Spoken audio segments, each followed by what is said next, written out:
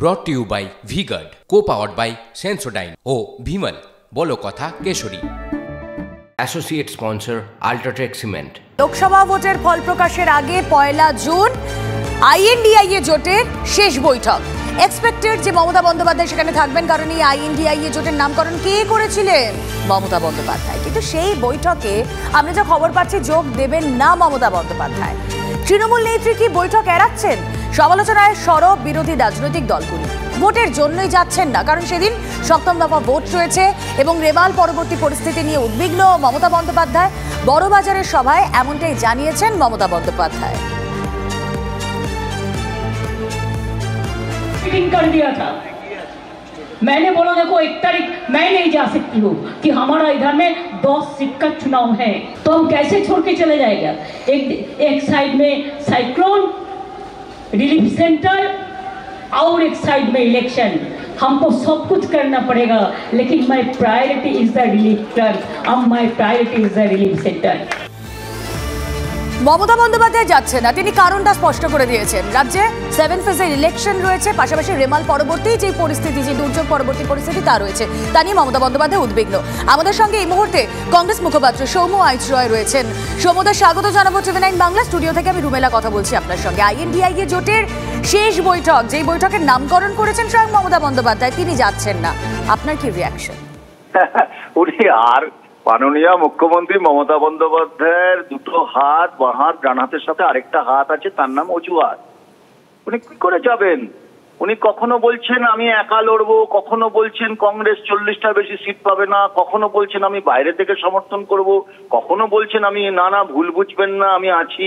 এদিকে দাদাকে বার্তা দিচ্ছেন আমি ওদিকেও আছি এদিকেও আছি। ফলে ওনার পক্ষে যাত্রাটা একটু অসুবিধে আছে। এটা দিনের আলোর মতো পরিষ্কার যে উনি কখনোই দিনের আলোর মতো পরিষ্কার করে তো মমতা বন্দ্যোপাধ্যায় বলে দিচ্ছেন যে এই যে রেমাল পরবর্তী পরিস্থিতি, 7 ফেজ ইলেকশন, তাই তার পক্ষে যাওয়া সম্ভব নয়। সারা ভারতবর্ষে ভোট হচ্ছে, 7 ফেজ তো শুধুমাত্র পশ্চিমবঙ্গে হচ্ছে বলে আমার মনে হয় না। তো সারা ভারতবর্ষের নেতারা যাচ্ছেন, উনি যাচ্ছেন না। তো এইসব আসলে কি বলেন বলুন তো? এটাকে বলা হয় পলিটিক্যাল অপরচুনিজম, রাজনৈতিক সুবিধাবাদ। যখন যেরকম তখন সেরকম, আমি এদিকেও আছি ওদিকেও আছি, এই আর কি, আর কিছুই না। অনেক ধন্যবাদ আপনাকে। আমরা কথা বলছিলাম কংগ্রেস নেতা সৌম্য আইচ রয় ছিলেন আমাদের সঙ্গে।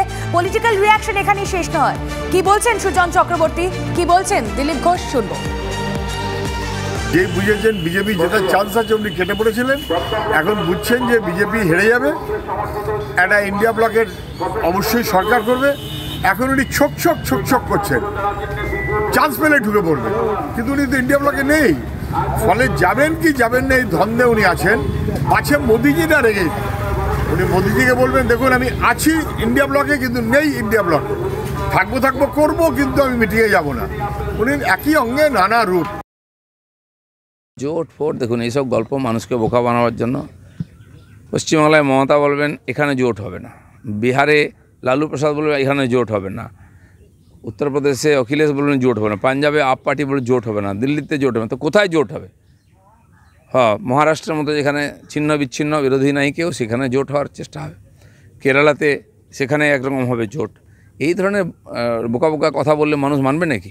তো সেই জন্য এইসব গল্প বাইরের থেকে ভেতর থেকে, আরে সরকারের কোনো চান্স নেই, ভেতর থেকে বাইরের থেকে আপনাকে কে সহযোগিতা নেবে, কে ফোন করবে, কেউ করবে না। Brought to you by V-Guard, co-powered by Sensodyne O Bhimal বলো কথা কেশরী।